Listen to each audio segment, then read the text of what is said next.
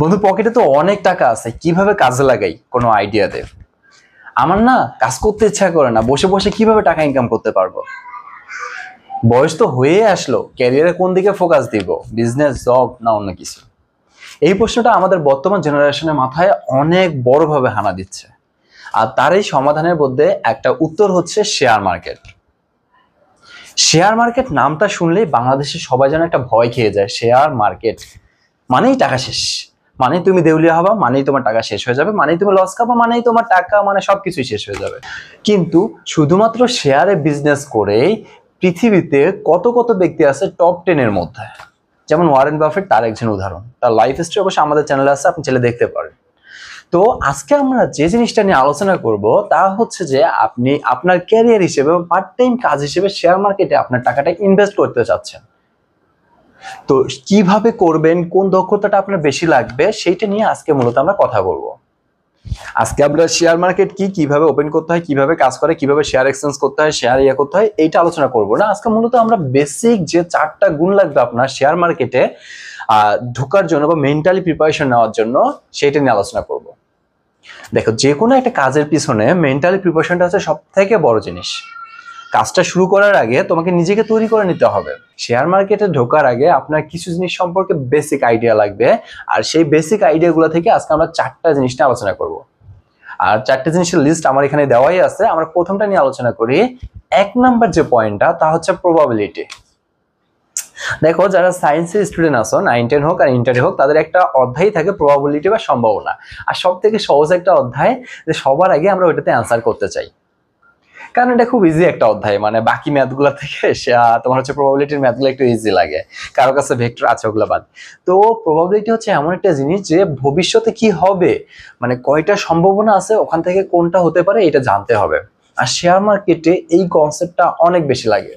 যেমন যারা ক্রিকেটে ব্যাটিং করো, তারা অবশ্যই নিজের আইডিয়াকে কাজে লাগাও, যে পরে বল ধোনি 6 মারবে, সাকিব উইকেট নেবে, তামিম 6 মারবে, এইটার উপরেই কিন্তু আমরা হচ্ছে ব্যাটিংটা লাগাই।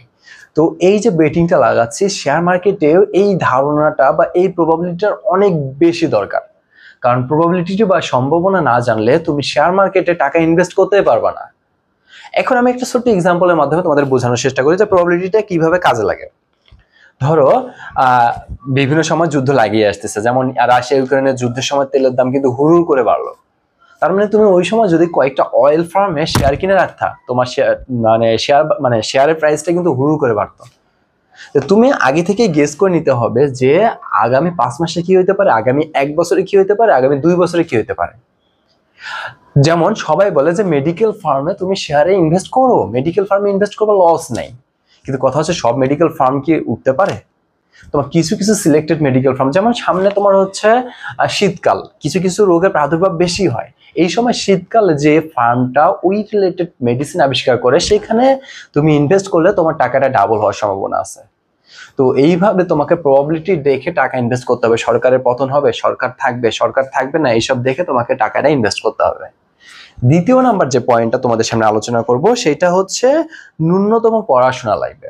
দেখো, শেয়ার মার্কেটের জন্য যে এত বেশি পড়াশোনা লাগে, এটা লাগে ওইটা লাগে, এমনটা না। কারণ এক্সপিরিয়েন্সের মাধ্যমে মানুষ সবকিছু করতে পারে। এক্সপিরিয়েন্স থাকা, একটা এক্সপিরিয়েন্স পারসন আর একটা এতগুলো পড়াশোনা করার পার্সনের ভিতর কিন্তু অনেক তফাৎ আছে। যে এক্সপিরিয়েন্স আছে সে কিন্তু অনেক তাড়াতাড়ি আগে যেতে পারে। তো তুমি ন্যূনতম পড়াশোনা করে জাস্ট অ্যাকাউন্ট ওপেন, এবং তোমার ওই যে যে কোম্পানিগুলো তুমি ইনভেস্ট করবা, ওই কোম্পানিগুলোর নাম সব ইংলিশে লেখা, বাংলায় কোনো কিছু লেখা নাই। ইংলিশ বা ইংরেজির লেখাগুলোকে তোমার ধরতে হবে, কোম্পানিটা কি রিলেটেড কাজ করতে আছে বুঝতে হবে, কোম্পানির তোমার হচ্ছে আর্থিক অবস্থা বিবরণীতে একটু দেখতে হবে। আর এর জন্য তোমার জাস্ট ন্যূনতম পড়াশোনাটা হলেই চলবে। তো 3 নাম্বার যে পয়েন্ট আসবে, সেটা হচ্ছে শেয়ার মার্কেট স্টাডি। দেখো, বাংলাদেশের বিভিন্ন ব্যাংকে গিয়ে কিন্তু তুমি তোমার শেয়ার মার্কেটের অ্যাকাউন্টটা ওপেন করতে পারবা। অ্যাকাউন্ট ওপেন নিয়ে আমাদের একটা ভিডিও দেওয়া থাকবে, ওটা অবশ্যই দেখবা। কিন্তু তুমি যে শেয়ার মার্কেটটা থেকে বা শেয়ার থেকে তুমি শেয়ার মার্কেট নিয়ে স্টাডি করবা, অবশ্যই ঢাকা স্টক এক্সচেঞ্জ এবং চট্টগ্রাম স্টক এক্সচেঞ্জে, আমাদের 2টা স্টক এক্সচেঞ্জ। এই 2টা স্টক এক্সচেঞ্জে তোমার সম্পূর্ণ ধারণা, কোন কোম্পানি নতুন আসলো, কোন কোম্পানি পুরাতন, গত 5 বছরে কোম্পানিটা কি করছে, আগামী 5 বছরে কোম্পানিটা কি করবে, এই সব কিছু সম্পর্কে বিশদ ধারণা তোমার লাগবে। 3 নম্বর পয়েন্টটা সম্পর্কে তুমি যদি স্টাডি করো, তোমার পড়াশোনা বাদ দিয়েও তুমি শেয়ার মার্কেট থেকে লাখ লাখ কোটি কোটি টাকা ইনকাম করতে পারবা। এটা কিন্তু কোনো হেলাফেলা স্টাডি না, ভালোভাবে তোমাকে এখানে পড়াশোনা করতে হবে। তারপর যে জিনিসটা তোমাদের খুবই বেশি গুরুত্বপূর্ণ, 4 নাম্বার, তোমাকে ম্যাথে দক্ষ হইতে হবে। তুমি যদি ম্যাথে কাঁচা হও তাহলে তোমার শেয়ার মার্কেটে আসার দরকার নাই। কত পার্সেন্টে উঠতেছে, কোন পার্সেন্টে উঠতেছে, ক্যালকুলেশন করা সবকিছু ম্যাথের উপর ডিপেন্ড করে, যা অ্যাকাউন্টিং রিলেটেড। অতএব তুমি যদি এই 4টা বিষয়ে তোমার ধারণাটা যথেষ্ট পরিমাণে রাখতে পারো, শেয়ার মার্কেট তোমার জন্য অনেক বেশি ইজি হবে।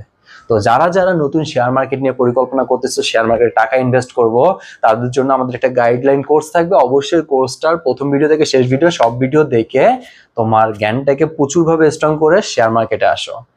এটা যেমন তোমাকে অনেক উপরে নিয়ে যেতে পারবে, এনি টাইম ভেঙে ফেলতে পারবে। সবাইকে শুভেচ্ছা, অভিনন্দন। ভিডিওটা ভালো লাগলে বন্ধুদের কাছে শেয়ার করো এবং আমাদের চ্যানেলটা সাবস্ক্রাইব করে আমাদের সঙ্গেই থাকিও। আসসালামু আলাইকুম।